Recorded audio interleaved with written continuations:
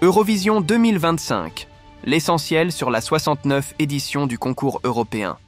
Depuis 1956, le concours Eurovision de la chanson rassemble chaque année un vaste public à travers le monde. Cette compétition musicale européenne, devenue un véritable phénomène à l'international, attire entre 150 et 200 millions de téléspectateurs. Retour sur son histoire, ses éditions précédentes et tout ce qu'il faut savoir sur l'édition 2025. Traditionnellement, l'Eurovision se déroule dans le pays de l'artiste ayant remporté l'édition précédente. La 69e édition du concours se tiendra donc cette année en Suisse, le vainqueur de l'Eurovision 2024, Nemo, étant originaire de ce pays.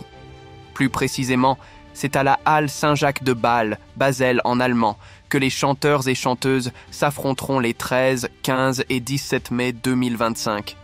C'est d'ailleurs en Suisse, à Lugano, que s'est tenue la toute première édition de l'Eurovision en 1956. Si la compétition se déroule sur une semaine, du 10 au 17 mai 2025, 3 émissions télévisées principales sont prévues. La première demi-finale, le mardi 13 mai à 21h. La deuxième demi-finale, le jeudi 15 mai à 21h. La grande finale, le samedi 17 mai à 21h. La Halle Saint-Jacques, deuxième plus grande salle de Suisse avec une capacité d'environ 12 000 spectateurs, accueillera le concours. L'Eurovision est également diffusée à la radio, à la télévision et sur Internet dans l'intégralité des pays participants. Elle est aussi retransmise par plusieurs pays non participants, permettant à plus de 150 millions de téléspectateurs d'assister à la compétition musicale. En 2024, de nouveaux records d'écoute avaient été franchis. En effet, 163 millions de téléspectateurs ont suivi l'Eurovision 2024, soit 1 million de plus que l'année précédente. Des auditeurs de 156 pays avaient également pris part au vote, démontrant l'engouement international pour le concours. La Société suisse de radiodiffusion et télévision, SRG-SSR, a choisi pour cette année 3 présentatrices afin de symboliser les valeurs définissant la Suisse: l'ouverture, la diversité, le multilinguisme et le sens d'unité.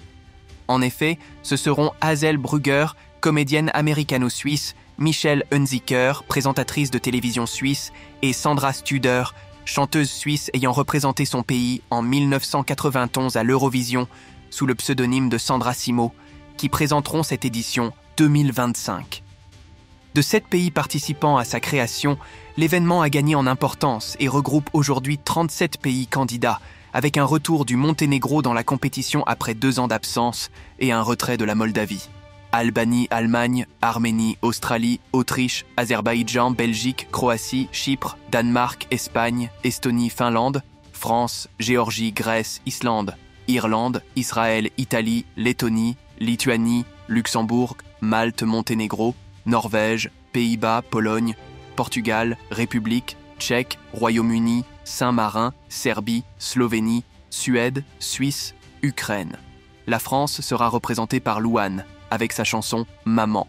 Elle a présenté le morceau pour la première fois le 15 mars 2025, à la mi-temps du match de rugby entre la France et l'Écosse lors du tournoi des 6 nations. Histoire du concours organisé par l'Union européenne de radio-télévision UR, la première édition du concours s'est déroulée en 1956 afin de resserrer les liens entre les Européens. Elle réunissait alors 7 pays participants, les Pays-Bas, la Suisse, la Belgique, l'Allemagne, la France, le Luxembourg et l'Italie. On peut d'ailleurs reconnaître parmi eux les 6 signataires fondateurs du traité de Rome de 1957. Par la suite, le nombre de pays participants à l'Eurovision a augmenté bien plus vite que celui des membres de l'Union européenne. Des pays d'Europe de l'Est notamment ont rejoint le concours 2 ans seulement après la chute du bloc soviétique dans les années 1990 et 11 ans avant leur accession à l'Union européenne. L'Eurovision est un événement culturel, mais se retrouve au cœur de l'actualité géopolitique. Depuis l'édition de 2023, la Russie a été exclue du concours, après l'invasion de l'Ukraine. Kiev a d'ailleurs gagné le concours en 2022. Lors de la 68e édition, en 2024, la participation d'Israël a fait l'objet de fortes critiques à travers l'Europe suite aux bombardements sur la bande de Gaza.